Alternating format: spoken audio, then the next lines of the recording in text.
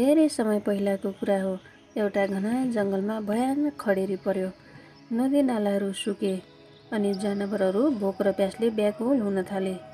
सबै जनावरहरू एक ठाउँमा भेला भएर अब के गर्ने भनेर सल्लाह गर्दै थिए। यत्तिकैमा एउटा चिम्पान्जी उफ्रिँदै आयो र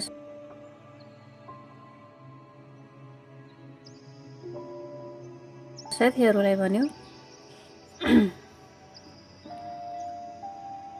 हेर्नुहोस् त साथीहरू, मैले त्यहाँ पारी जङ्गलमा एउटा हरियो रुख देखेको छु अनि त्यहाँ जङ्गल पनि हराभरा छ।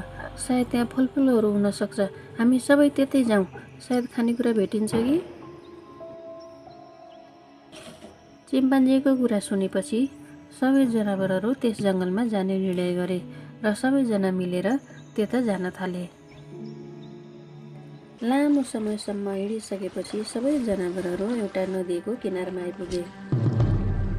अरू जनावरहरू नदीको किनारमा उभिएर हेर्न थाले। अब यो नदी कसरी तर्ने होला, यो त गहिरो देखिन्छ। सबै जनावरहरू नदीको किनारमा उभिएर हेरिरहेको समयमा एउटा चित्त अगाडि सर्यो र बेसरी हामफाल्चु भनेको त नदीको बिचमै पल्टियो।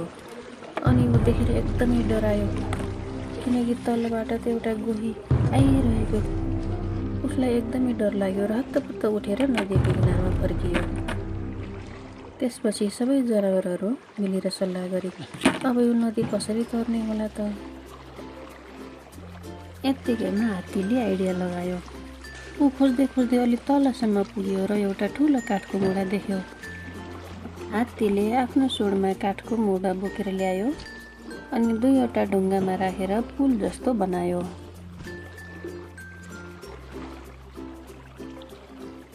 यो पानी मेरो हो, मेरो घर हो यो। म यो पुलबाट कसैले जान दिन्न, म यो पुल भत्काइदिन्छु। सबै जनावर डराएर पछि हटे। तर चिम्पान्जी गोहीको नजिक गयो अनि मिठो स्वरमा भन्यो, गोही दाइ, नरिसाउनुहोस् न, रिसले कसैको पेट भरिँदैन।